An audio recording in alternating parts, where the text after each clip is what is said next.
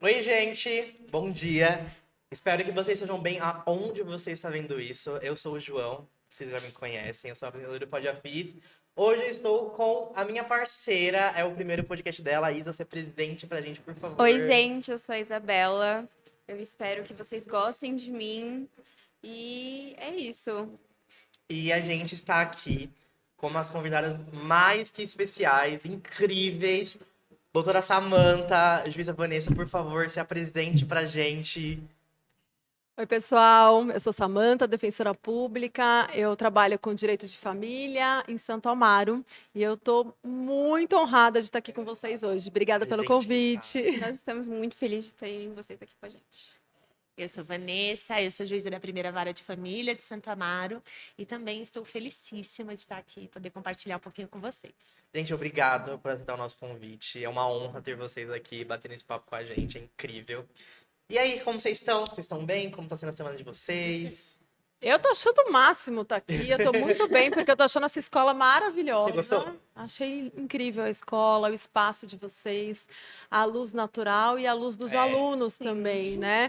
Os alunos, eles nos receberam muito bem, com muita amorosidade, então eu tô me sentindo em casa. Que bom. Eu estou me sentindo celebridade, tá muito legal aqui.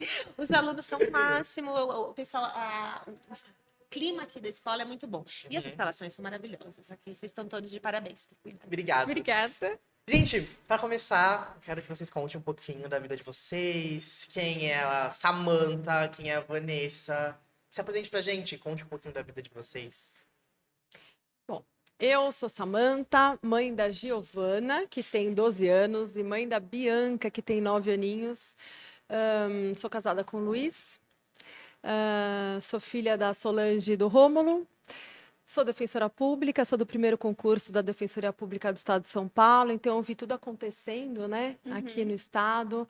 E foi muito bonito ver como a Defensoria Pública, que é uma instituição tão importante, né, para o acesso à efetiva justiça, foi tomando forma aqui no Estado e foi galgando cada um dos degraus, né, para a gente conseguir chegar onde a gente está hoje, uma instituição forte, que promove o acesso aos direitos humanos. Então, eu sou muito feliz, né, em ser defensora pública, em estar, né, como defensora pública nesse papel. E o que me completa, depois de tudo isso que eu falei, é trabalhar com justiça restaurativa. Eu fico muito feliz com essa parceria que eu tenho com a Vanessa, com outras pessoas incríveis também que estão nessa jornada de cultura de paz, de não violência. Então, essa é a Samantha. A Vanessa é muitas, né? Eu acho que eu sou principalmente mãe da Beatriz, de 12 anos, e do Tomás, que vai fazer 10. Se eu falar que ele tem 9, ele vai ficar chateado. Ele faz daqui 15 dias, aí faz aniversário.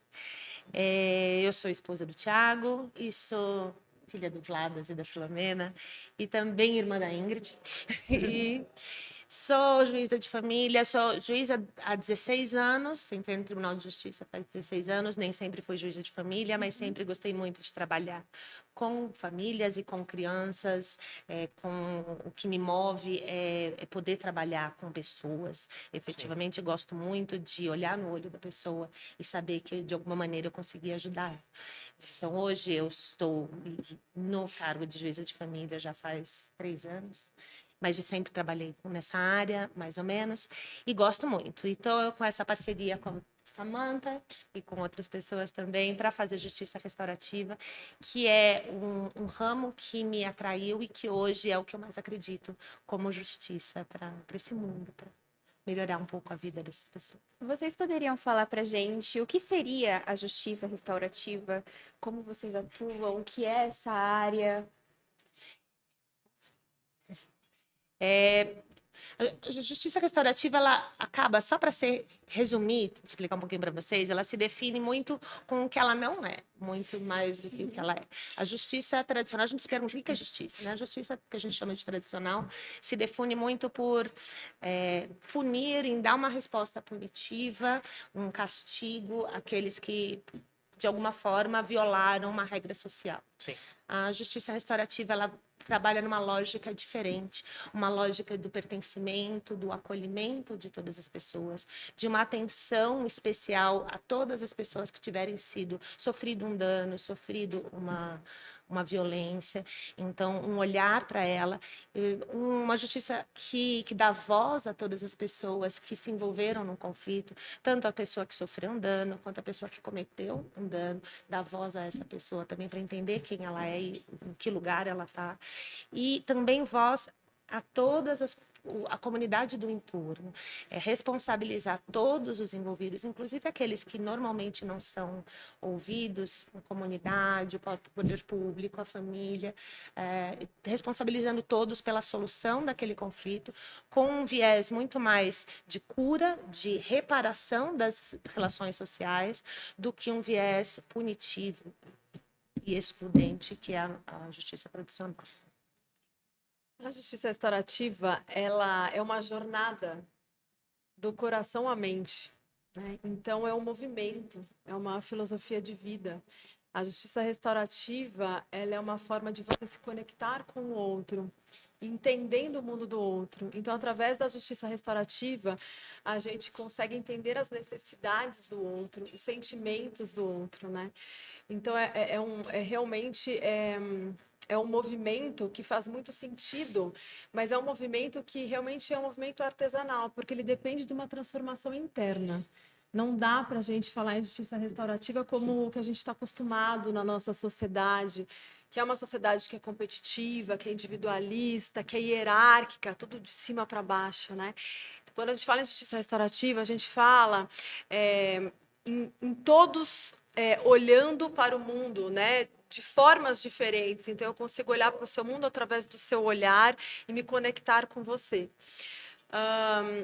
O que eu acho que é muito bonito na justiça restaurativa e que virou a primeira chave para realmente fazer sentido na minha vida foi quando eu comecei a entender que a gente é interdependente.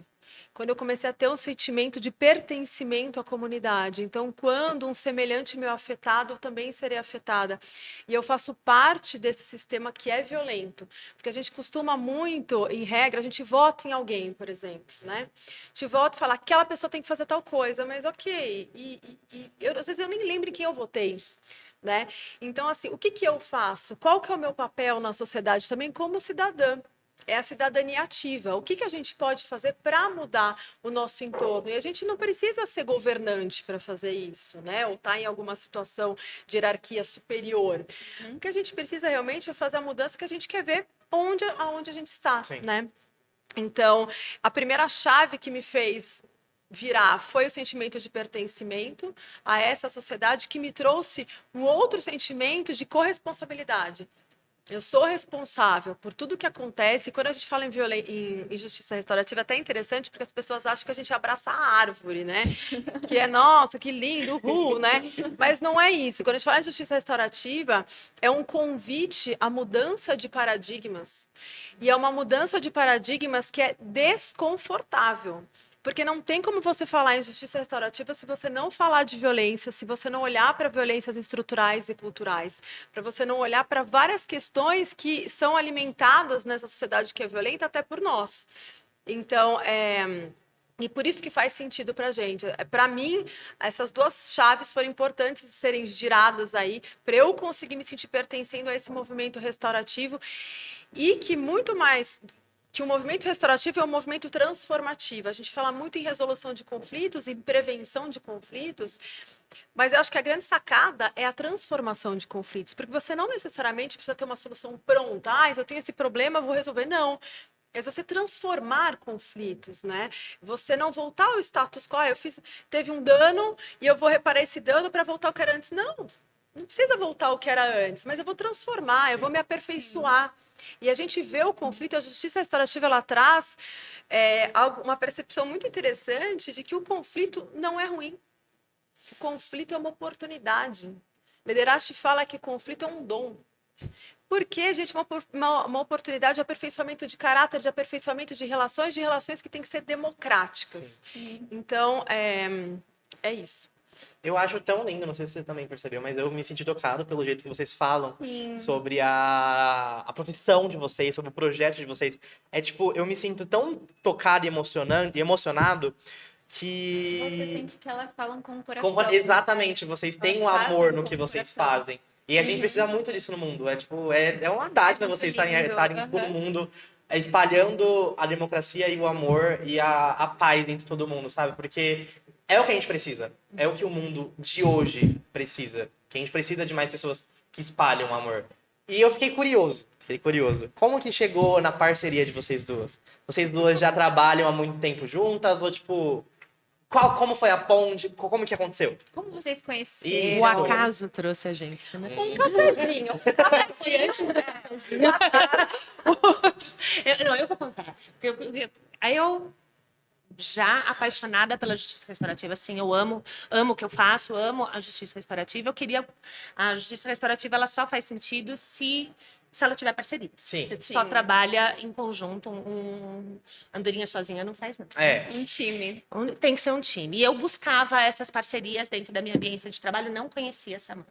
Eu conheci uma outra defensora que chamava Samanta. É realmente destino. E um dia, eu pensando lá, eu preciso muito de uma parceria, eu recebi um e-mail me convidando para ir, da Samanta, defensora pública, me convidando para ir num evento da Defensoria Pública que fazia sentido para mim naquele momento, eu não lembro mais qual era o evento, mas um evento que me chamou a atenção. Eu pensei na outra Samanta e falei, puxa, ela lembrou de mim e está me convidando. Na verdade, até onde eu sei, foi um e-mail veio para o lugar errado, né? Como assim? Então eu acho que era E pra eu vocês aceitei, conhecerem. liguei, a gente marcou um café e a gente se conheceu e aí Nossa, foi literalmente um acaso. ela Foi mandou não. e-mail para o lugar errado e Não eu foi aceitei pro lugar- pensando que era a pessoa errada. Eu acho que era pra vocês conhecerem, É. era pra vocês trabalharem juntas, era pra vocês desenvolverem esse projeto lindo juntos. Eu era coordenadora regional Sul, né? Era coordenadora da Regional Sul à época. E foi muito interessante porque eu conversava muito com os agentes oficiais da Defensoria Pública sobre mediação, sobre oficinas de famílias que eu faço também lá na Defensoria, né? Então, eu sempre trabalhei muito com educação em direitos, eu sempre mapeei comunidades, enfim, para mim era eu não gostava de ficar só com os processos no fórum e tal. E eu estava conversando com o oficial, o Sérgio, e aí eu falei, puxa, Sérgio, eu precisava ter uma parceria com alguém. Ele falou assim, olha, porque tem uma juíza que ela está trabalhando com um negócio que é justiça restaurativa, ela tem uma pegada igual a sua. Eu falei, então pronto, vou mandar o e-mail para a gente combinar de se encontrar e tudo mais, né?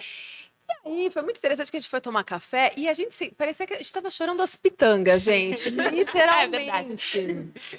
Literalmente chorando as pitangas. Então, assim, a gente foi tomar um café. Gente, tá difícil. Assim, que às vezes a gente olha pra cá e pra cá, que a gente nunca fez podcast, tá? Então, é um coração pra vocês, que a gente tá muito honrado. Mas, assim, se eu olhar pra cá, eu tô olhando pra vocês também. Combinado, gente? A gente quer estar leve aqui.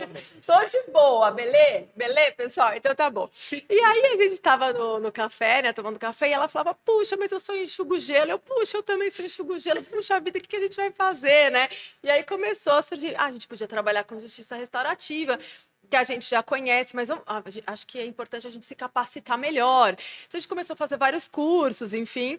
E foi muito bacana, porque a gente fez uma parceria com uma promotora também, a Juliana, e resolveu ali, né, formar o Núcleo de Justiça Restaurativa pela Cultura da Paz de Santo Amaro. Então, a gente tem dois papéis nesse núcleo, né? Um que é pensar em casos das varas de família para encaminhar para o nosso núcleo. Então, a gente tem facilitadoras incríveis que trabalham com a gente. E tem também esse trabalho com as escolas, que a gente vai conversar um pouquinho aqui no podcast, que é o que realmente faz pulsar o nosso coração. Então, foi mais ou menos assim. Não foi muito acaso, hein? Do meu ponto de vista, foi super acaso. Mas foi o acaso perfeito. Pelo ponto de vista que eu também tô vendo de fora, eu acho que realmente foi o destino. Foi, Eu acho que total. Vocês tinham que trabalhar junto, vocês Exato. tinham que se conhecer. Foi meio foi errado. Como? Exato. Ela disse que foi certo, né? Foi certo, Foi para gente, mim. É que eu não a certo. conhecia e não imaginava que ela ia mandar para mim. Mas eu gostei. Foi feliz. Então, esse destino formou essa coisa linda. E é incrível que vocês duas, que eu tô vendo aqui, trabalham muito bem juntos. Vocês têm uma sintonia muito grande. Sim. Tipo, é Vocês surreal. parecem, vendo de fora, vocês têm uma parceria muito linda. Sim. Parece que vocês se completam. Sim. É a sensação que eu tenho também. Nós não trabalhamos juntas nos casos e acabamos trabalhamos muito juntas na justiça restaurativa e, pelo menos para mim, a Samantha é a colega perfeita. A gente tem uma sintonia bastante grande. Ai, tem mesmo, gente. Eu acho que não precisa nem expressar em palavras, né? Porque a gente consegue sentir, Sim. né? Sim. É Gente, isso aí. me fala um pouquinho da profissão de vocês. Me fala um pouquinho o que vocês exercem. Quem que começar? Gente, como eu disse, né? Eu sou defensora pública. Eu ingressei na carreira em 2007, que foi o primeiro concurso da Defensoria Pública aqui no estado de São Paulo. E eu sempre quis ser uma agente de transformação social. E a Defensoria Pública toca muito o meu coração porque a gente lida com a população carente, né? Com pessoas que têm vulnerabilidades de hipossuficiência econômica, né? Mas não só. Então, quando a pessoa chega na Defensoria Pública, é totalmente diferente quando você faz um atendimento com o coração. Sim. Né, com amorosidade, porque as pessoas chegam com questões jurídicas seríssimas, né, principalmente na minha área de família, mas elas também têm questões emocionais, né, de várias ordens. Então, eu acredito muito nesse trabalho e não me faz me sentir plena quando eu só estou trabalhando junto ao judiciário, em processos, enxugando gelo, fazendo cota, nanana, porque o que faz muito sentido para mim é estar próxima à sociedade civil, né? Estar na comunidade. Eu fico feliz de estar aqui, por exemplo. Eu fico feliz de conhecer as comunidades, de conhecer. E assim, a gente tem a gente fica muito próximo das dores das pessoas, né? E eu sou cristã. Então, para mim, faz muito sentido. É uma forma de eu refletir a Cristo, estando, independente de religião, porque, claro, né, isso está de lado, a gente está num país laico, mas para mim faz muito sentido, como Samantha, pessoa, ser defensora pública. Para mim faz sentido poder estar nessa caminhada, porque eu sei que eu sou peregrina aqui, mas que enquanto eu estiver aqui, eu quero fazer o meu melhor. Então, é mais ou menos isso. A gente tem muitas atuações. O defensor público não é um advogado do Estado, como as pessoas pensam, né? Muita gente pensava fala que a gente é advogado do Estado que advoga para as pessoas pobres, né? Mas não é isso. O defensor público, ele realmente é um agente de transformação social. A gente faz educação em direitos, a gente faz muitos trabalhos em comunidade, não fica só em processos, né? Então, a gente trabalha com ações coletivas. Então, é um mundo o que o defensor público faz. E realmente a instituição Defensoria Pública ela é essencial à função jurisdicional do Estado. A gente realmente promove os direitos humanos. Então, eu estou realmente, me sinto no meu lugar. O meu trabalho... Juiz, basicamente, é uma promoção de justiça. Passar pelo que é promover justiça é uma tarefa longa e árdua e não completa para ninguém, eu acho. Ninguém sabe exatamente o que é isso, fazer justiça. Mas, basicamente, o trabalho... Quando eu entrei na faculdade, eu já queria ser juíza, eu achava que era dar decisões por pessoas, né? Dar decisões em solução de conflitos e decidir por pessoas que não conseguiam decidir por si mesmas. Hoje eu vejo que o trabalho é muito, muito além disso. Eu, sim, tenho que lidar com pessoas que passam por problemas. Na minha área, é uma área de família, mas já trabalhei na área criminal, já trabalhei na área de infância. Tomar decisões para que essas pessoas possam, de alguma maneira, encontrar uma solução melhor para os conflitos que elas seguem. Mas é também auxiliar essas pessoas a encontrarem essas soluções, encontrar uma pacificação por si mesmas. Então, hoje eu vejo promoção de justiça muito mais, eu gosto mais, me apetece mais, fazer com que as próprias pessoas se empoderem e resolvam seus próprios conflitos, do que eu mesma, e eu faço isso muitas vezes, nem sempre as pessoas conseguem se empoderar, de que ouvir testemunhas e tomar provas e tomar a decisão pelas pessoas. Então, o trabalho é duplo, né? Eu acabo fazendo as duas coisas muito, mas eu fico muito mais satisfeita, eu durmo em paz quando eu percebo que as próprias pessoas conseguiram resgatar essa capacidade de tomar as decisões delas. E eu queria perguntar para vocês, é uma pergunta pessoal minha, mas eu acho que outras pessoas também gostariam de saber, como foi para vocês, como mulher, chegar onde vocês chegaram? Vocês foram... Eu sei que uma mulher no meio público, principalmente uma juíza, uma defensora pública, que querendo ou não, são autoridades, elas sofrem bastante preconceito. Nós, mulheres, socialmente, sofremos muito preconceito. E eu queria saber como foi para vocês chegar até onde vocês chegaram, se vocês sofreram alguma coisa desse tipo. Eu queria só completar, que eu ia fazer a mesma pergunta que a Isa. Só adicionar mais uma coisa. Como foi o começo de vocês? Isso. Como que foi? Porque ser mulher nesse âmbito, em todos os âmbitos, na verdade, é muito difícil. Como foi o começo de vocês? Ser mulher na sociedade já é Exatamente. difícil, né? Eu vou dar uma resposta pessoal. Eu acho que cada uma tem uma experiência, um caminho trilhar. Eu tenho consciência de que eu venho de um lugar privilegiado, então que algumas dificuldades que algumas mulheres enfrentam, eu talvez não tenha enfrentado. De alguma maneira, outras dificuldades acabo enfrentando Sim. de qualquer maneira. Você diz no começo, para entrar no serviço público, quando chegou a minha vez de entrar, prestar concurso, ser mulher já não era um problema. Eu não vi nenhuma dificuldade em passar no concurso por ser mulher, o tratamento era diferente. Não foi sempre assim. Muitas mulheres antes de mim tiveram que lutar muito para que isso fosse igual, mas quando chegou a minha vez, essa dificuldade já estava superada. Ao entrar, cansei de ouvir, de estar sentada na mesa do juiz, vestida de juiz, decidindo, e alguém entra um senhor na sala e pergunta: juíza, o juiz está aí? Nossa. Nossa, imagina. Mas naquela época eu tinha uma cara mais nova, era outro. Hoje em dia isso já é mais difícil acontecer. Eu acho que as pessoas já se acostumaram a mais, pelo menos eu, mulher branca, mais velha, tenho uma condição melhor. Eu sei que não é igual para todas as minhas colegas. Minhas colegas juízas negras ainda enfrentam muitos problemas maiores do que os que eu enfrento. Graças a Deus, eu já superei e espero que elas superem, estou com elas para superar junto. Ao longo da carreira, que tipo de dificuldade por ser mulher acaba enfrentando? É aquela dificuldade que, a meu ver, qualquer mulher profissional, não é uma mulher juíza, mas uma mulher profissional que quer se dedicar, que quer ter um sucesso na carreira, que quer fazer alguma coisa pela sociedade, enfrenta.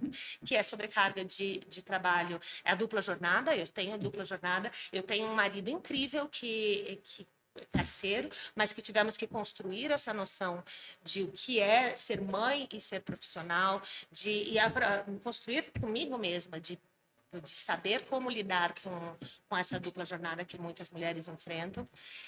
Isso vem hoje, aos poucos, vem melhorando e hoje é mais fácil do que antes, mas é bastante cansativo, isso eu já enfrentei. E ainda existe muitos casos em que ser mulher é visto por algumas pessoas, mas aí eu já não posso dizer que não é institucional. É um problema de algumas pessoas que ainda não superaram essa fase. Eu passei por uma situação essa semana em que eu acredito no acolhimento, eu acredito que as pessoas que estão na minha sala estão passando por problemas seríssimos e, portanto, elas devem ser respeitadas como qualquer pessoa e devem ser acolhidas. E é assim que eu lido com as minhas audiências. Então, eu fiz uma audiência ali como eu sempre faço, acolhedora, com um pensamento, mas que eu tive que tomar ali uma decisão que evidentemente as partes não chegaram a um acordo, era um caso delicado e que eu tive que tomar uma decisão que desagradou naquele específico caso a parte masculina. Tinha uma mulher e tinha um homem. O homem da situação acabou se sentindo mais prejudicado pela decisão que eu tomei. E houve um recurso para o tribunal, e eu que nunca leio recurso, dessa vez resolvi ler, e o recurso dizia o seguinte, para um advogado que escreveu, que eu certamente só tomei essa decisão porque sou mulher. E ele ainda mencionava, ela tanto é mulher que ela tratou as partes com extrema gentileza. E ainda mantém na sala dela, porque eu mantenho efetivamente, vários quadrinhos que ele disse que eram dos meus filhos. Se tivesse me perguntado, saberia que não são das crianças que costumam ocupar meu espaço ali também. Mas isso me pegou, eu falei, eu já achei que já tinha passado desse ponto, de alguém questionar uma decisão minha e dizer que eu só tomei essa decisão porque eu sou mulher. Como se eu tivesse, toda mãe que chegar aqui, eu vou abraçar a causa dela, e não é verdade, todo mundo que me conhece. Então, sim, a sociedade ainda enxerga diferente o que é, mas eu, felizmente, ainda são esses episódios pontuais. Não enfrenta hoje mais um problema sério como outras enfrentam. Olha, Eu acho que tem muito a ver. Claro, eu já vivenciei essas questões com pessoas, porque quando a gente. Pessoas que passaram por isso, mulheres que passaram por isso, quando a gente tem uma presença compassiva, a gente vivencia no lugar daquela pessoa aquilo que ela está vivenciando, né? Mas eu acho que tem muito a ver também com o lugar e o olhar da mulher. Então, como a Vanessa disse, eu também sou uma pessoa privilegiada, né? É, é, sou uma mulher branca, nunca tive problema para pagar a faculdade, por exemplo, nem nada, enfim. Então, assim, eu não passei por algumas dificuldades que muitas mulheres passam, mas eu acho que a questão do olhar também é importante, porque eu nunca deixei que me colocassem numa uma situação inferior.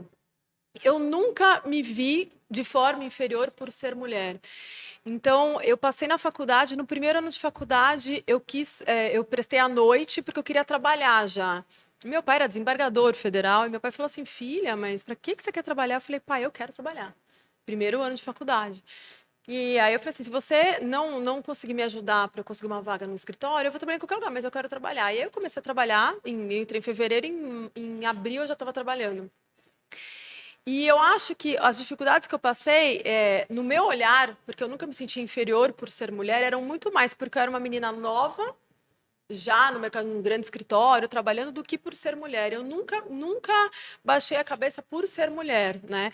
Eu acho que isso é um trabalho que a gente tem que fazer. É claro que a sociedade é muito difícil, é claro que a sociedade ela tem preconceito, sim, mas a transformação, volto a dizer, é interna, começa da gente. Não adianta a gente colocar o poder na mão do outro, porque o controle está em mim, não no que o outro faz para mim. Então, a forma como eu olho também eu controlo, não é o outro que vai controlar para mim, Sim. né? Então, assim, e quando eu passei na Defensoria Pública, eu não vi nenhum problema também no meu concurso, na minha prova oral. Eu me senti tratada igualmente como todas as outras pessoas. Desenvolvendo a minha atividade também, eu vejo muito mais problema em ser defensora, não como mulher, mas a função de defensora do que outra coisa, porque as pessoas não sabem o que é ser defensor. Então a gente tem muito problema porque até hoje, né, a gente tem na nossa Constituição, que é a Defensoria Pública, as pessoas desconhecem dentro do sistema de justiça. Então eu tenho prerrogativas como defensoras que muitos juízes entendem que eu não tenho, porque eles acham que eu sou advogada do Estado. Então é muito complicado. Eu vejo, na minha pele, eu sinto muito mais o preconceito como defensora do que como mulher. Mas, obviamente, eu já vivenciei o preconceito, né, em relação à mulher através das histórias de outras mulheres. E essa jornada, que eu diria que não é nem dupla, é tripla, muitas vezes, da mulher também é muito difícil, né? E volto a dizer, a questão do olhar. Como que a Vanessa conseguiu construir com o marido dela, né, que é um marido incrível, um pai incrível, assim como o meu, que é incrível, mas eu precisei estar no meu lugar, olhando para mim e falando: olha, amor, eu tenho isso, isso e isso, não dá, porque assim, quando você me ajuda com as meninas, você não está me ajudando. Na verdade, é uma responsabilidade dos dois. Sim. Então, assim, se eu tenho uma audiência e preciso levar ela no médico, não é se vira, não. Nós dois temos que pensar, vamos construir como nós vamos levar ela ao médico, se eu tenho audiência, entendeu? Então, esses ajustes, né? E hoje, por exemplo, o meu marido faz supermercado, me ajuda com as meninas. Então, assim, eu acho que é uma construção e eu acho que parte muito da gente. Eu acho que é uma construção interna da mulher. Acho sim que tem muito preconceito, mas eu acho, a minha impressão às vezes é que a gente acaba alimentando o preconceito, sabe? E a gente tem que tomar o nosso lugar é, de, de mulheres que estão em pé de igualdade com homens, com pessoas que têm as suas escolhas, enfim, todo mundo está igual aí, né? Sim. Todo mundo se respeitando e todo mundo se ajudando, né? Então é isso.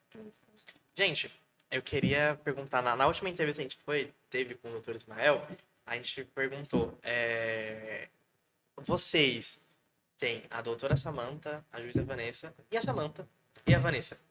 Como que vocês dividem isso? Vou dar um exemplo. O Ismael falou que não tem, é uma pessoa só. Ele é uma pessoa só. Vocês dividem isso, tipo, a doutora Samantha é só a doutora Samantha no escritório, e eu sou a Samantha aqui. Agora eu sou a Samantha. Ou eu sou as duas. Como que vocês Nossa, fazem eu ia isso? falar exatamente isso, porque a gente que é do movimento restaurativo, a gente nem gosta que chamem de doutora. Não né? chamar mais. É esquisito, é Porque esquisito. se olhar lá na minha certidão de nascimento, não tem doutora. E eu sequer fiz doutorado, que é uma injustiça. Meu marido fez doutorado, ele merece ser chamado de doutora. Mas, né, é isso. Então, assim, nos círculos, as pessoas, então, eu vou passar para a doutora. Não, é Samanta. Nós somos todos aqui, né? Todos iguais, né? Então, acho que tem muito isso. A única coisa que eu falo que eu acho que eu consigo pegar um gancho do que você dessa pergunta é. A gente tem papéis. Apesar do nome doutora ou Samanta, a gente tem papéis. Então, eu tenho o meu papel como defensora e eu tenho o meu papel como Samanta esposa, Samanta mãe, Samanta filha, né?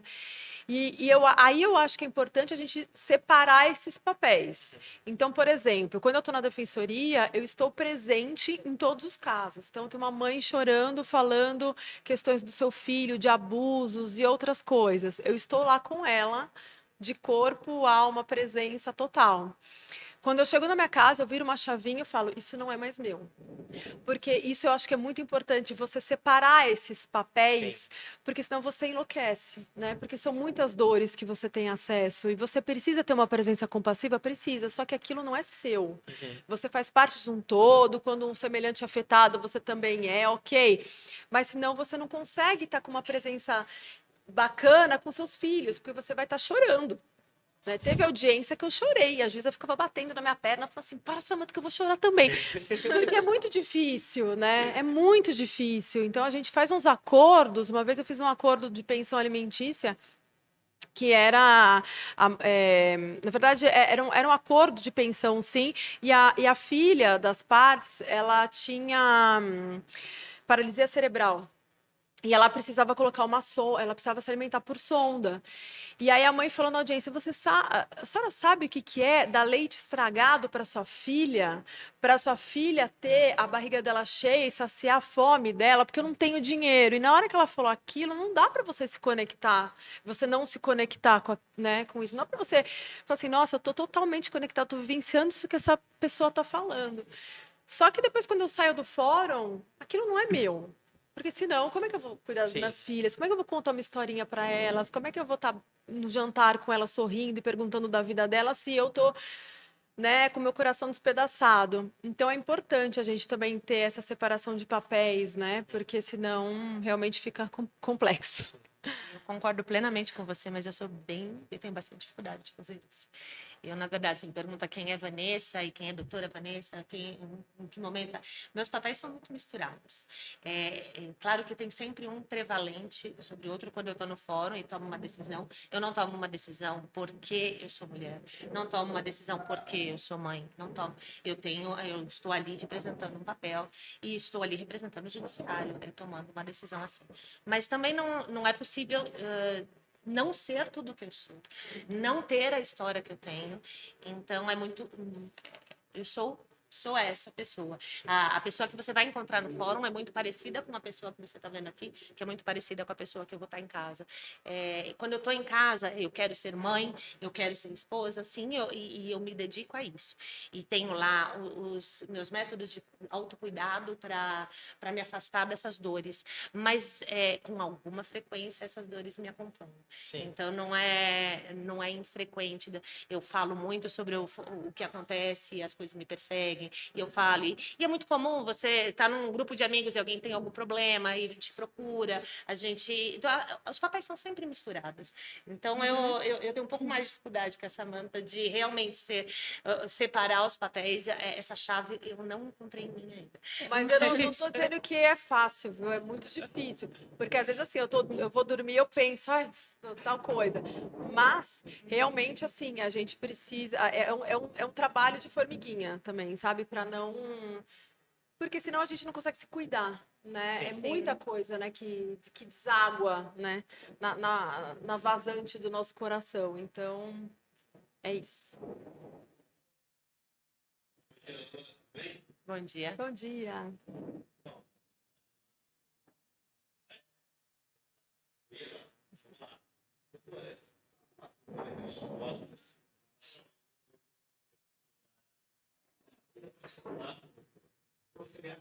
Família, por que é tudo isso? Depois eu correria, dia a dia, as festas do direito, e sabe claramente obviamente, que é complicado a carreira, retorna cedo, complicado. E quando está em casa, é decisão inicial, sentença, ver o caso, porque o juiz ele tem que julgar sem se envolver com o caso. Mas vara de família que sabe como que é, né? Como que é para as duas doutoras lidar com essa situação, que não só mexe com a profissão, mas também mexe com o psicológico. Hoje em dia nós temos em sala de aula vários alunos vivendo momentos de depressão devido à pressão na pouca idade. Como que é para as doutoras viver esse momento assim, separar o mundo real do mundo jurídico? Eu posso falar uma coisa? Eu gostei da música de fundo, porque é rock and roll, entendeu? Para responder é rock and roll, é guitarra, entendeu? Porque não é fácil, né? Então, foi providencial a guitarra, não sei se vocês ouviram, mas tinha uma guitarra aqui no fundo e realmente foi providencial. Tocando Pretty Woman, maravilhoso. Mas, gente, eu acho que é muito. Eu acho que eu pego o gancho no que eu estava falando sobre a separação de papéis, né? Então, assim, também sou essa Samantha atleta. Eu gosto de jogar beach tênis, eu gosto de lutar MMA, entendeu? Eu gosto de lutar Que com legal. homens, porque com as mulheres é mais complexo, assim, a gente fica um pouco por conta da questão de machucar, né? Sim. Sim. E aí não estou falando nada de preconceito, mas é que assim. Eu realmente gosto de lutar com um homem que ele é mais forte, assim, fisicamente, então a gente fica mais tranquila para dar os golpes e tal. Sim. E fazer musculação, enfim, meditar. Eu acho que isso é muito gostoso. Canto no coral, então a música é alguma coisa que também faz parte da minha vida. Eu acho que é muito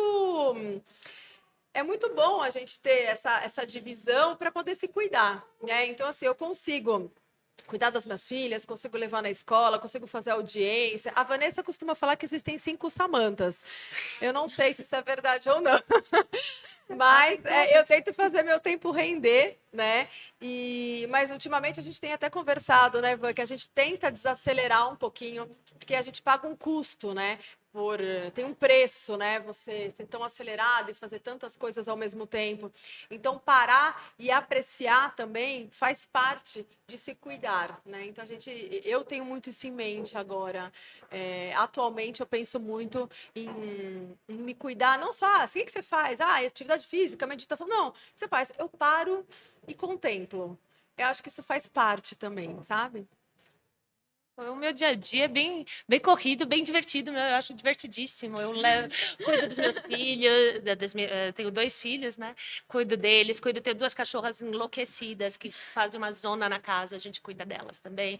Adoro estar na minha casa, adoro cuidar de planta, adoro curtir com meu marido, a gente viaja, a gente faz muita coisa junto. Eu tenho 2 bandas, na verdade, uma banda que faz em 2. Então, eu canto, eu toco piano, a gente tem uma banda de rock. Inclusive, a gente estava ensaiando Pretty Woman essa semana. Uma banda de Que rock. coincidência. Eu canto Legal. rock. Então, Incrível. esse é o meu momento. Quando eu estou cantando, eu esqueço da vara de família. Aí é o meu momento de alta concentração e aí realmente esparece. E eu gosto muito, música é algo que me move bastante. Então eu tenho esse dia a dia bem doido e bem divertido. E tudo meio misturado. De dia tem criança, quando eu estou de home office, tem trabalho, tem audiência.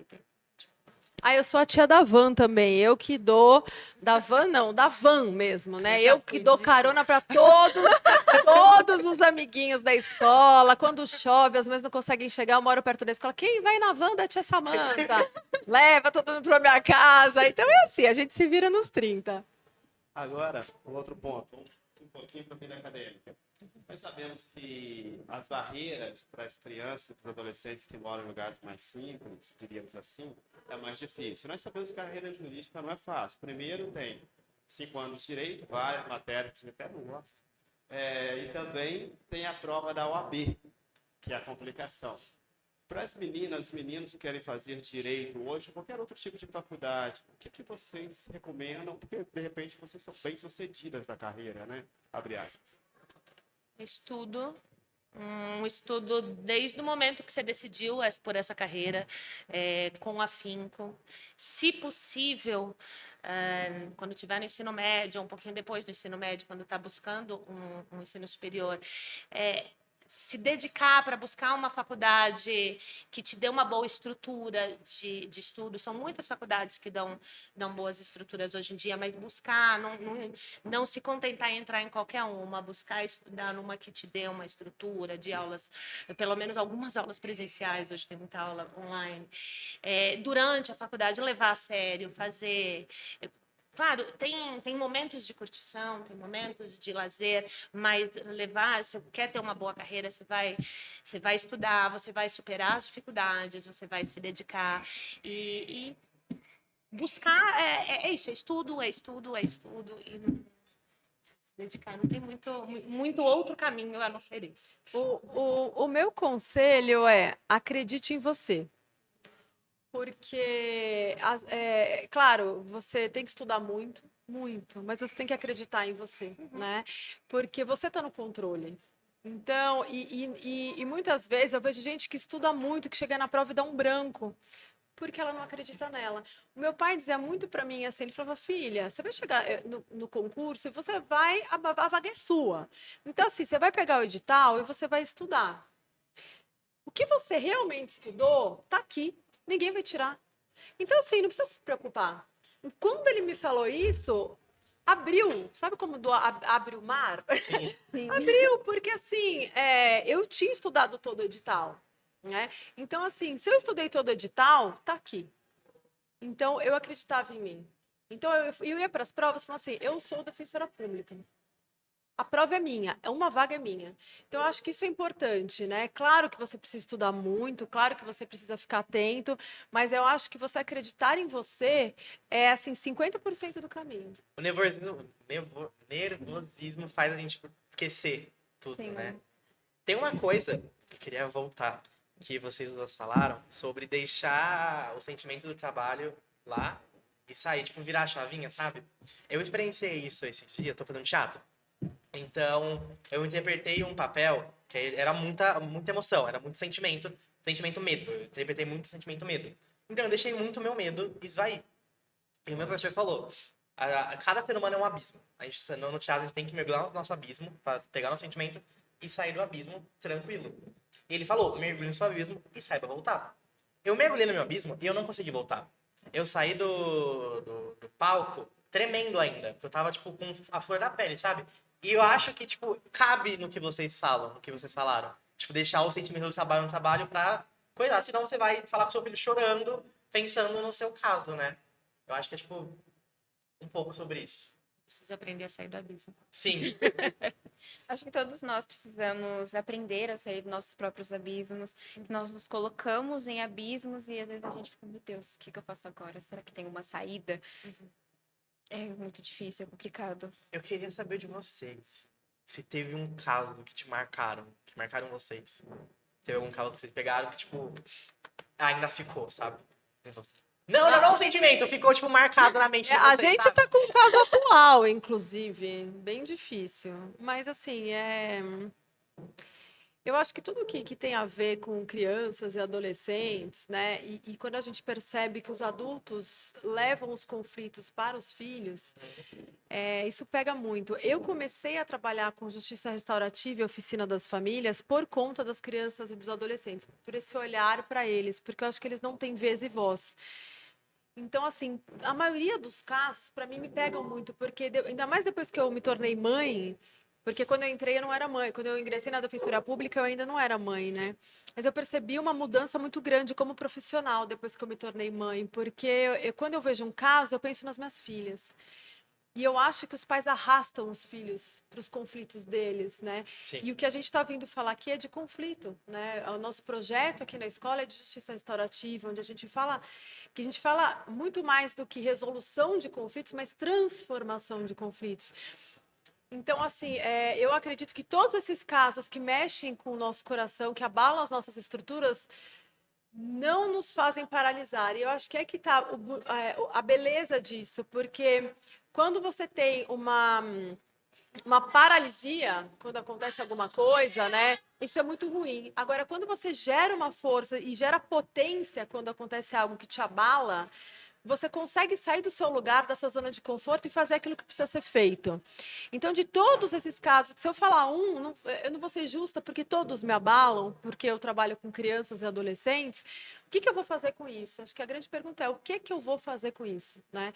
E aí, quando você vai se aperfeiçoando e vai para essa jornada e começa a perceber as dores do mundo, esses dilemas todos, e fala, puxa, eu posso fazer alguma coisa. Eu não sou uma heroína, mas alguma coisa eu posso fazer, Sim. né? E nessa jornada, por exemplo, quando a gente trabalha com a oficina das famílias e chama os pais e coloca um vídeo de casais discutindo e brigando e fala assim, se coloca na posição do seu filho e ouve e vê esse vídeo. Cara, tem uma mudança tão grande, sabe? Então eu acho que é o que a gente. Não é o caso que mais tocou, eu acho que é o que você faz com o caso que mais te tocou. Aí eu tenho um caso. Ok. Na verdade, não é o que mais me tocou, porque, como a Samantha disse, são inúmeros os casos que tocam.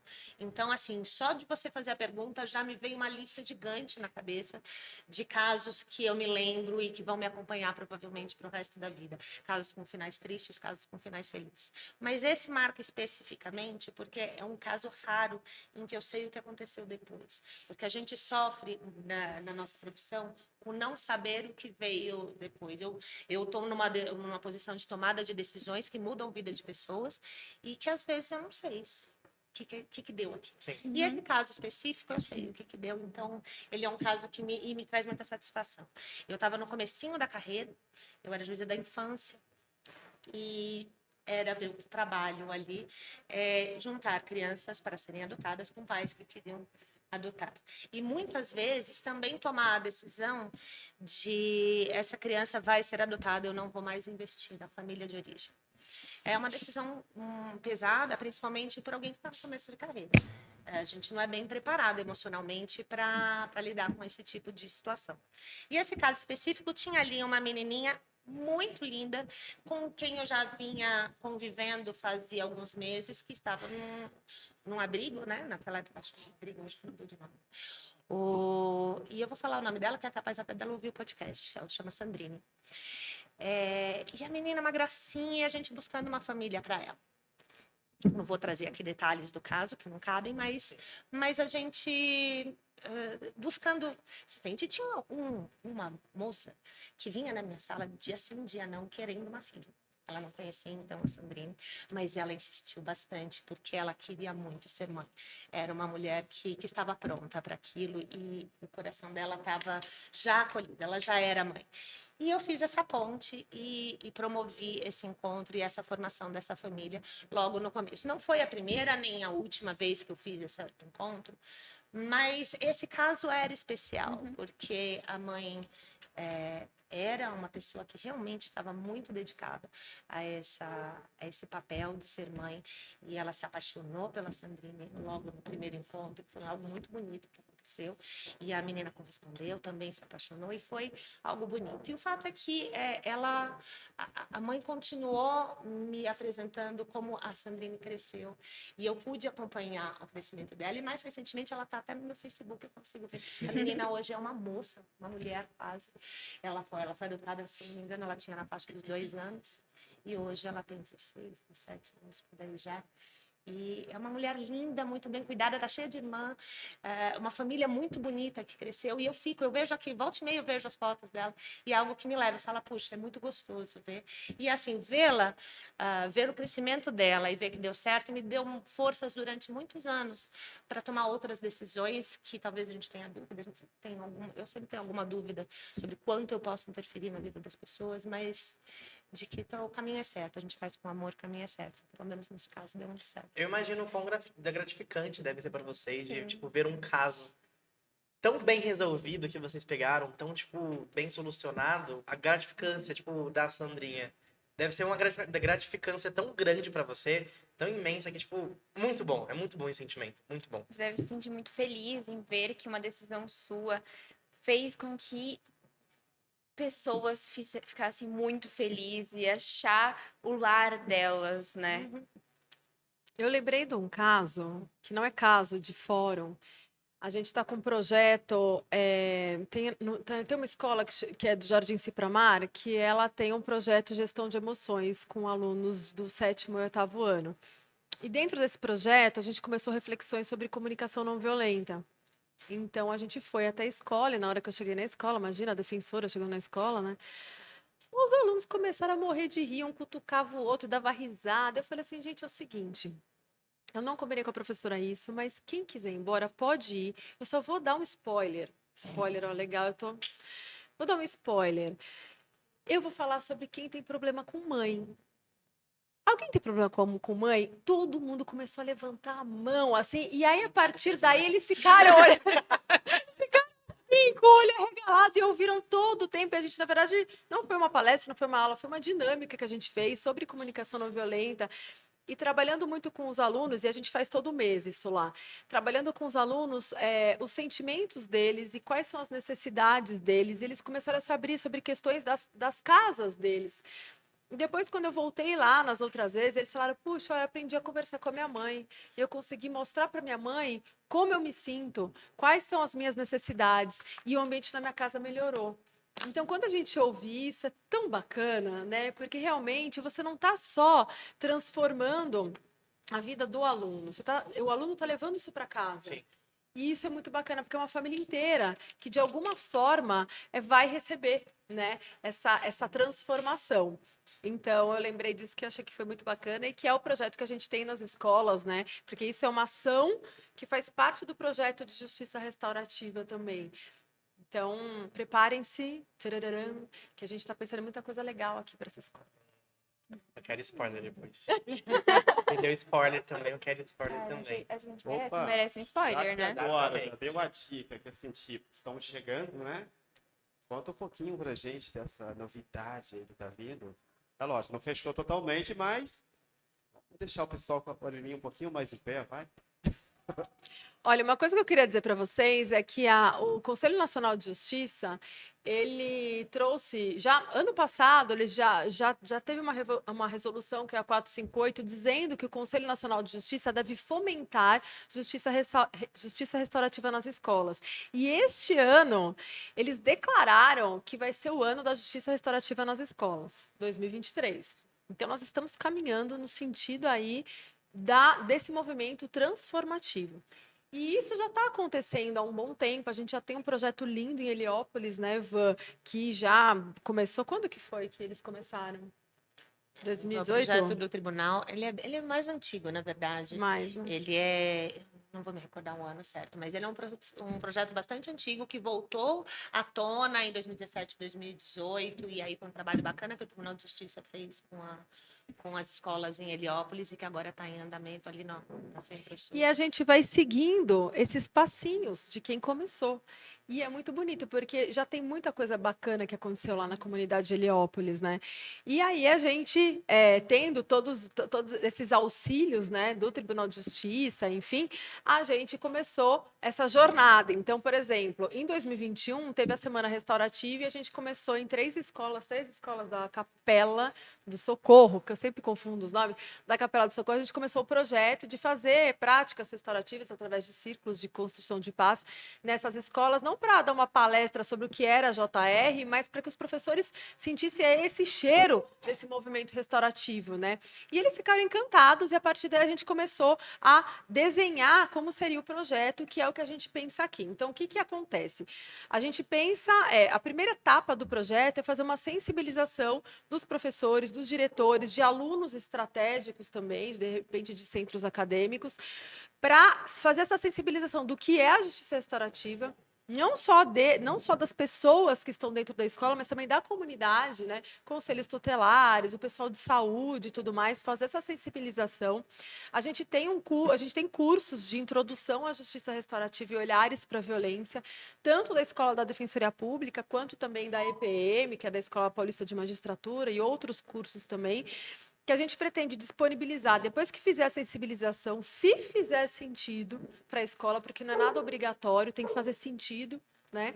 Então, se fizer sentido, disponibilizar esse curso para que as pessoas saibam o que é a justiça restaurativa, consigam refletir sobre as violências que a gente conversou um pouquinho aqui, E depois dessa primeira formação, disponibilizar uma outra formação, que é a formação para facilitadores de práticas restaurativas, círculos e tudo mais. Então, assim, é um projeto que é um projeto artesanal. As pessoas perguntam, tá, mas e aí, quantos acordos a gente vai fazer? A gente não sabe, a gente não tem resposta pronta. A gente tem vontade de fazer a transformação social. E isso vai depender de cada lugar, porque a gente não quer impor nada, né?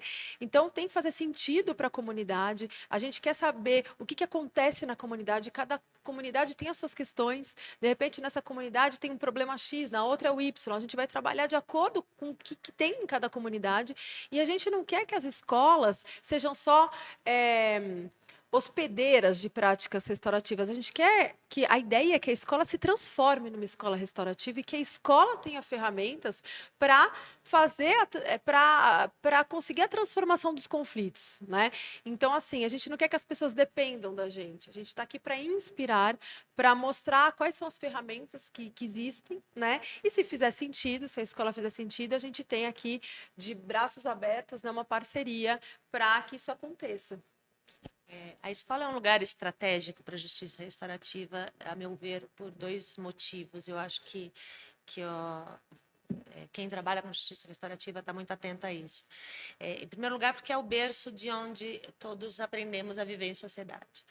É o lugar onde aprendemos a lidar com os nossos conflitos, a misturar os conflitos que vêm de casa, os conflitos que surgem dentro da escola. E se for possível ensinar de uma maneira acolhedora que o conflito pode ser transformado e que não necessariamente gera uma punição, uma exclusão, se isso acontecer com uma pessoa ainda em desenvolvimento, se ela se desenvolver vendo que existem outros meios de lidar com o conflito, que não há punição, que não há mais violência, lidar com uma violência sofrida não precisa gerar uma outra violência para outra pessoa, ela vira um adulto que já tem essas ferramentas para trabalhar o conflito quando surge. Por isso, eu entendo que a escola é estratégica. Mas ela também é estratégica porque a escola, ela concentra a comunidade do entorno.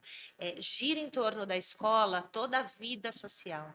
Então, todas as famílias, de alguma maneira, estão dentro da escola, seja como filho, seja como pai, seja como professor, seja como alguém que trabalha ao lado, mas a escola concentra muito. Então, ela também é estratégica nessa medida. Como trabalhar o conflito é algo de uma responsabilização coletiva, o envolvimento da escola e trazer a escola como berço desse local onde vão ser resolvidos os conflitos, dessa novo paradigma, dessa nova forma de viver em sociedade, é estratégico e acho que tem uma potência maior de causar efeito no sistema. E a escola é o coração da comunidade, né? Sim. Então, assim, a gente pode trabalhar muita coisa. Inclusive bullying, inclusive construção de regras na escola, porque às vezes alunos, vocês têm que cumprir regras que não faz nenhum sentido. Então, através dessas ferramentas, a gente consegue construir, né? E vai fazer muito mais sentido o aluno cumprir uma regra que ele participou da construção do que uma regra que está lá que ele não sabe por que está lá. Então, na verdade, não é violento, né? Porque todos estão juntos construindo. Por isso que a gente acha que faz muito sentido esse movimento e todas essas ferramentas que a gente está colocando à disposição. Então, estamos caminhando para o final, ainda tem as perguntas ainda do Instagram para ser feita, vai demorar um pouquinho, mas uma pergunta que não está, Samantha. Onde está o laço mágico e onde fica a Ilha das Amazonas? É a única pergunta que dá para fazer. Porque, vocês trabalham com Mulher Maravilhas, né? Pelo que eu vejo, o trabalho não é só no lugar, a gente pensa assim, defensor público, tem uma sala, termina e vai para casa. Juiz, tem gabinete, termina. Mas não, vocês fazem o impossível. Eu não consigo achar tempo no relógio para a quantidade de coisas que vocês fazem. Mas, brincadeiras à parte, dando continuidade aí, como que é trabalhar com a comunidade? Como que é viver essa questão? Porque, assim, uma coisa que eu mexo muito, o paradigma da faculdade diz o seguinte, devemos olhar os alunos como se fosse o sujeito, né? O indivíduo separado para que você não se envolva na mente do aluno e não faça fazer parte da realidade do problema deles. Mas eu vejo o inverso. Vocês lidam com problemas seríssimos que na realidade decide a vida dos outros, tanto da defesa quanto da decisão judiciária, e ainda acha tempo de ajudar as pessoas. Como que é isso? Assim, realmente, eu sou jurista também, mas, desculpa, eu não consigo achar a agenda de vocês na minha cabeça. Como que é isso? Eu acho que é o sentimento de pertencimento, né? Porque por mais que a gente não more na comunidade local, a gente faz parte disso tudo. E eu quero ver um mundo melhor para as minhas filhas. Quando eu cheguei aqui na escola, eu vi no muro a frase do Gandhi. E aí, só tá lá no muro ou a gente quer fazer a diferença? E não sou só eu ou a Vanessa, a gente não tem nada demais, né? Eu acho que qualquer um pode fazer. Né? Quando a gente tem presença compassiva, em qualquer lugar que a gente esteja, a gente faz essa mudança. Porque é a mudança naquele quadrado. E você vai tocar alguém de alguma forma. Então, não precisa ser uma juíza, não precisa ser uma defensora. Volto a dizer, qualquer um aluno pode fazer essa transformação social na sala dele. O aluno pode fazer essa transformação na casa dele, com os pais dele, né? Porque muitas coisas que aparecem na escola, que a gente resolve, por exemplo, com suspensão, cara, é um grito de socorro. E a suspensão não vai adiantar nada. Se você não olhar para aquilo que está acontecendo, porque que, em regra, a gente aprende na nossa sociedade, na nossa vivência, na nossa humanidade, ai, tá me incomodando? Tira daqui. Tira daqui. Esse abacaxi não é meu. Mas não é assim, né? Porque vai tirar, vai para outro lugar. E aí, vai ficar indo? Não, então, vamos acolher? Vamos ver o que está acontecendo com aquela pessoa? O que será que está Empatia, né? acontecendo? O que está acontecendo na casa daquela pessoa? Será que os pais precisam de algum auxílio, né? Então, assim, eu acho que é cada um fazer a sua parte. Eu acredito muito nisso, porque eu não me sentiria gente. Eu não me sentiria gente de verdade se eu não participasse disso. Se eu olhasse só para mim, que vida sem graça. Isso aqui não ia ser vida de verdade para mim. Eu me vejo muito. O meu trabalho, o que me move é amor, sabe? Eu amo pessoas, como regra, assim, seja lá quem ela for. É por isso que eu comecei a trabalhar. Eu acho que, por isso, trabalhar com comunidade, fazer todo esse trabalho, na verdade, é o que eu gosto de fazer, é o que me move, o que me faz feliz. Eu preciso pagar minhas contas, então, sim, eu quero o salário, mas o trabalho em si é isso, é fazer alguma diferença, é fazer parte desse mundo. Eu me sinto muito parte do universo, do mundo, de tudo que acontece. Então, o que atinge você, o que atinge a comunidade, atinge a mim. E eu só vou estar bem, eu só vou conseguir dormir direito no meu travesseiro se eu souber que alguma coisa eu estou fazendo para compor essa solução, para compor o seu bem-estar. Se ela não estiver bem, eu não vou estar bem. Se eu souber que não está, então eu preciso fazer alguma coisa e é isso que me move. Então, eu só consigo me movimentar, eu só consigo ser feliz dessa maneira. E eu acho que qualquer um pode fazer, e não precisa ser tudo isso, pode ser dentro da sua casa, é só olhar em volta e se conectar com o seu entorno e fazer aquilo que tiver ao seu alcance. Cada um tem seus limites, os seus momentos. O meu limite hoje é esse, outro dia pode ser menor, outro dia pode ser maior, mas dentro dos seus limites, das suas capacidades, fazer algo para ajudar o seu entorno. O que eu acho interessante também é bom lembrar que às vezes a gente fica na posição de salvador. E ser salvador é violento. Então, assim, ninguém está salvando ninguém. A gente está fazendo a nossa parte, se coloca à disposição, mas quem somos nós? E eu não tenho a chave mágica de lugar nenhum, entendeu? Então, eu acho que é importante também, porque às vezes no nosso diálogo de não violência, a gente é violento também. Às vezes, querendo fazer uma coisa bacana, a gente acaba querendo impor. Não, mas eu que sei o que é melhor. Isso tem que tomar muito cuidado também. Por isso que a gente fala muito que quando a gente vem nas escolas, a gente tem que tomar cuidado para não sufocar os saberes de origem. A gente tem que se conectar com a escola, entender o que está acontecendo com a escola. Não assim, eu vim trazer uma solução mágica para vocês, agora a vida de vocês vai ser maravilhosa. Não é isso que a gente se propõe a fazer. A gente se propõe a construir de forma coletiva uma transformação. É isso que a gente se propõe a fazer. Já vou passar a fala dos entrevistadores já, para começar a encerrar com as perguntas do Instagram. Só que antes disso eu queria ter a liberdade de convidar as doutoras e, como eu sei que a Hélida e a Luciana vai estar assistindo esse podcast, eu queria fazer uma mesa redonda com as quatro, que a Hélida e a Luciana ia ser tremenda na discussão com vocês. E Hélida e Luciana, fica o convite para vocês, tá? Não sei se nesse podcast ou em outro nós vamos estar juntos, mas eu quero entrevistar as 4 pessoalmente. Já passou a ser um sonho já entrevistar as 4 juntas. E como eu conheço a Luciana e a Hélida, tá num podcast bem diferente mesmo. E, doutoras, é o seguinte, o que vocês recomendam hoje? Agora eu vou entrar num assunto um pouquinho mais delicado, né? Porque são meninas, né? A gente fala meninos e meninas, sabemos que eles vivem as mesmas realidades quando estão na adolescência. Mas hoje em dia eu tenho muitos problemas de sala de aula, como depressão, muita ausência da família, e vocês fazem um trabalho diferenciado e vivem uma vida diferenciada, como podemos ver aqui. Tirou toda aquela imagem do juiz, do defensor. Hoje, se uma menina precisasse fazer uma denúncia, como seria? Quais seriam os meios? Porque temos o abuso, não somente o abuso sexual, mas temos o abuso psicológico, temos vários tipos de abuso, lógico, vocês não podem citar casos, mas é claro que vocês lidam com esses casos constantemente. Se hoje uma menina estivesse sofrendo um tipo de abuso, até mesmo mental, por parte da família, qual seria a indicação? E logo depois já passo as perguntas dos entrevistados. Okay? Eu vou dizer, em primeiro lugar, peça ajuda. A primeira coisa que a menina tem que saber, ela não está só. Sempre tem alguém para ajudá-la nisso. E o primeiro passo é buscar ajuda primeiro em quem ela mais confia. Todas as meninas têm alguém, seja dentro de casa, mãe, vó, uma madrinha, seja na escola, seja Doutora, essa pessoa. não querendo cortar, mas desculpa. Assim, uma coisa que a gente vê hoje claramente é assim, pedir ajuda, eu acho interessante e acho que é necessário. Mas a menina, ela olha com aqueles... Vocês que sabem disso melhor do que eu, dessa menina. As meninas olham aquela questão, como vão me ver? O que eu vou fazer? Estou mentindo, não estou mentindo? Como a justiça vai ver meu depoimento?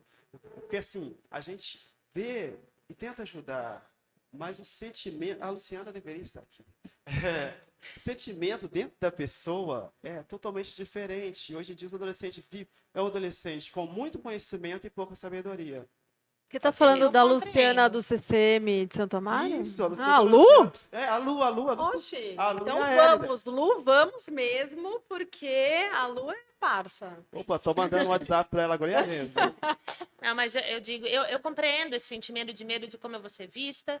Eu vou expor uma situação numa sociedade que muitas vezes enxerga a vítima como algoz, mas apesar disso, eu não posso eliminar o medo dessa pessoa, mas ela precisa. A situação depois que ela pedir ajuda vai estar melhor do que antes. E isso eu dou absoluta certeza. E não é só pedir ajuda para a pessoa próxima te fortalecer.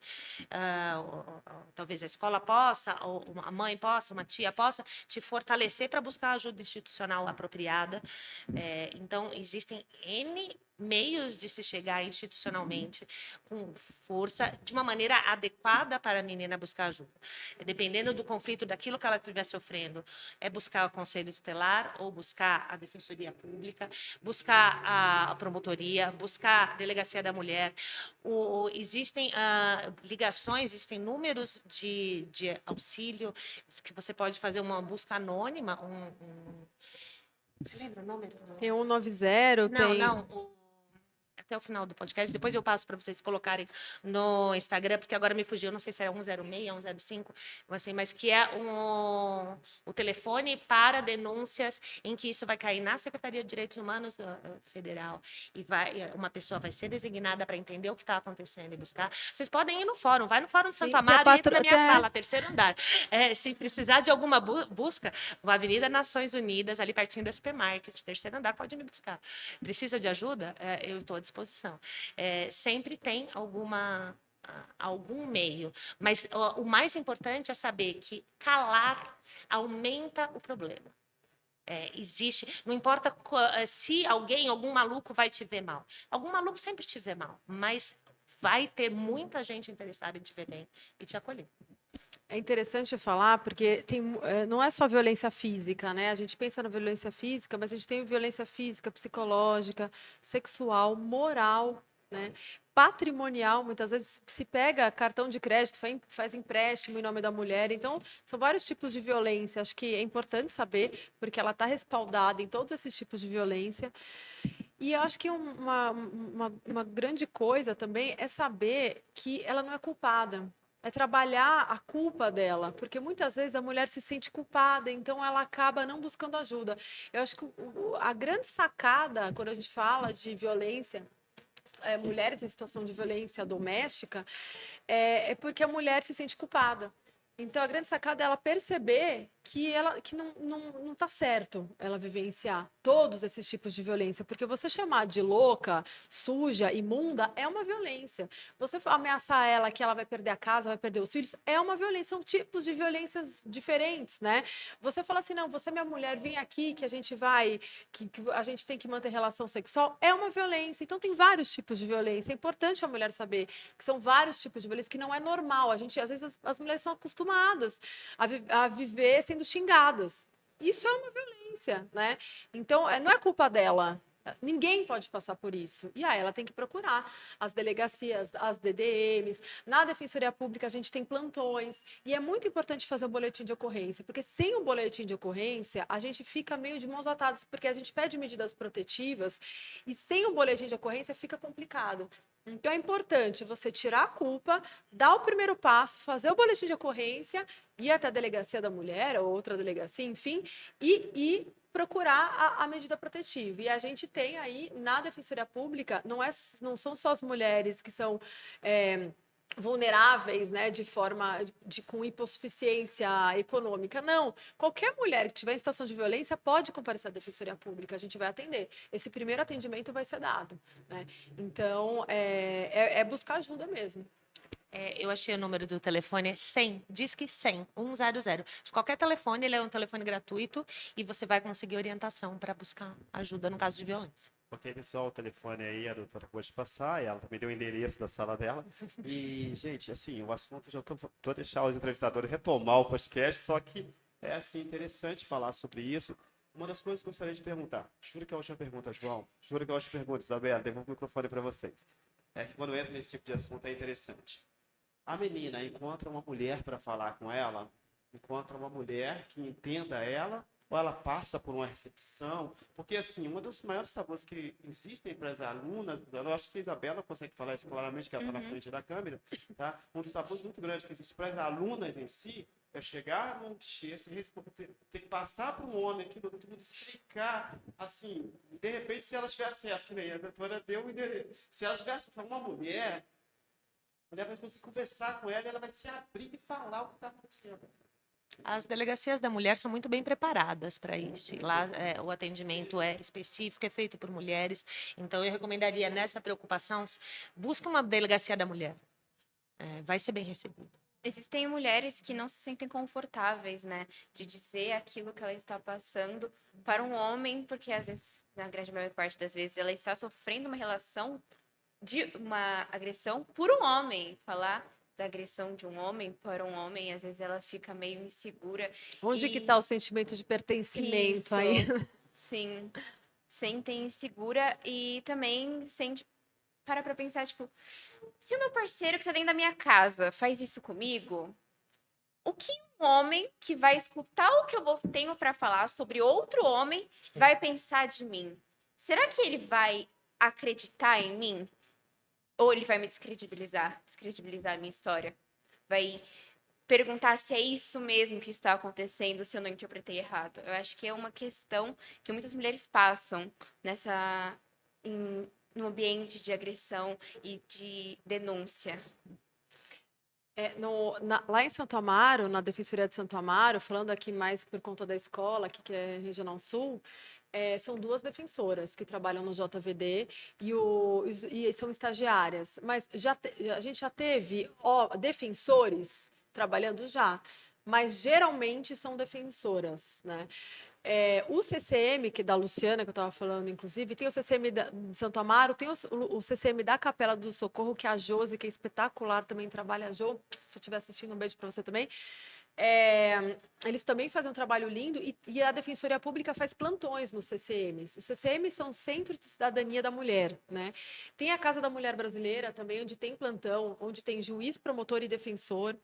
E na defensoria, que são essas defensoras do JVD, que é o Juizado de Violência Doméstica, a gente tem de segunda a sexta atendimento o dia todo na defensoria, lá na Américo Brasiliense. E final de semana tem plantão também. Né? Então, assim, só que volto a dizer, é muito importante fazer o boletim de ocorrência. E que daí peca um pouquinho as DDMs, que assim, a gente, claro, né, é um trabalho muito bacana, já foi pensado, tem uma delegacia para mulheres, né? Só que assim, final de semana não funciona, que é geralmente quando dá o problema. Sim. Então, assim, tem muita coisa para se aperfeiçoar, né? Não tá às mil maravilhas, não está, mas a gente tem alguma coisa, né? Então a gente Sim. foca no que a gente tem e faz o que precisa ser feito, né? A gente tá seguindo o final. Infelizmente, queria muito conversar mais com vocês. Tá muito gostoso Tá ficar muito, conversando de com verdade. vocês. Mas se você arranjar um cafezinho, umas bolachinhas, a gente fica aqui. Cadê? Traz o almoço. Temos as últimas perguntas que mandaram aqui no Instagram. A Só um primeira... pouquinho antes da pergunta. Tá que nem a Ellie da Luciana, tudo é culpa do Alex, cara? Alex, qual foi a sensação de vocês entrarem pela primeira vez no tribunal? Eu não vou saber falar porque faz muitos anos, foi muito antes de eu ser juiz.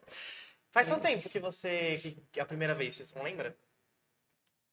Eu entrei com 18 anos, porque eu comecei a fazer faculdade, eu entrei com 18 anos, e aí comecei a fazer estágio, e já ia para o tribunal, Tribunal de Justiça aqui do estado de São Paulo, e eu achei PG. Vocês sabem o que é PG? Puro glamour. Entendeu?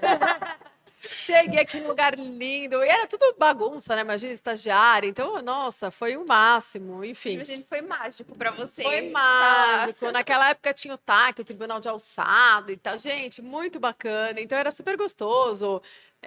Depois ficou uma coisa mais formal, né? Mas eu tô saindo um pouco do judiciário, eu tenho os meus processos, mas o que eu gosto é estar aqui, justiça restaurativa, comunidade e tal.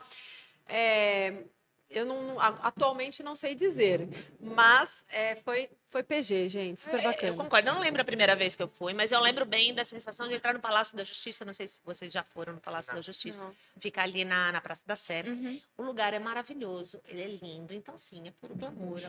Eu entro lá, até hoje eu entro lá e me sinto, nossa, que lugar lindo. Mas ele é muito frio, ele é muito distante, ele impõe o peso do poder judiciário. E lá é um poder, e eu gosto de estar aqui com vocês, na verdade. Então, eu realmente sou mais feliz aqui na comunidade do que lá no Palácio da Justiça. Quais foram os elementos fundamentais para vocês começarem a cursar direito? E eu queria perguntar, acrescentar, em qual momento da infância, adolescência de vocês, da vida de vocês, que vocês decidiram que iriam fazer direito? Falou, não, eu vou fazer direito, é a faculdade que eu quero cursar, é a carreira que eu quero seguir, e isso é a minha vida, eu quero seguir direito. Eu decidi fazer direito, eu tinha 15 anos, estava do segundo ano do ensino médio, de 15 para 16 anos eu tinha. E antes disso, eu cheguei a prestar, na época tinha treineiro, eu não sei se tem treineiro ainda, o vestibular para engenharia, porque eu achei que eu ia ser engenheira. Mas eu decidi fazer direito, eu desde muito novinha, eu sempre fui muito lutadora pelos meus direitos, sempre busquei, fui ativista na escola, solucionava os conflitos, me meti em tudo que era briga na escola. Nesse ponto de vista, eu não brigava, nunca fui uma criança que... Mas eu ia lá achando que eu podia ajudar as pessoas a se entenderem. E foi com esse espírito. Na verdade, nessa virada de chave que eu tinha no meio da adolescência, eu decidi ser juíza e, para isso, eu precisava fazer com o intuito de auxiliar pessoas a chegarem num bom termo, num conflito.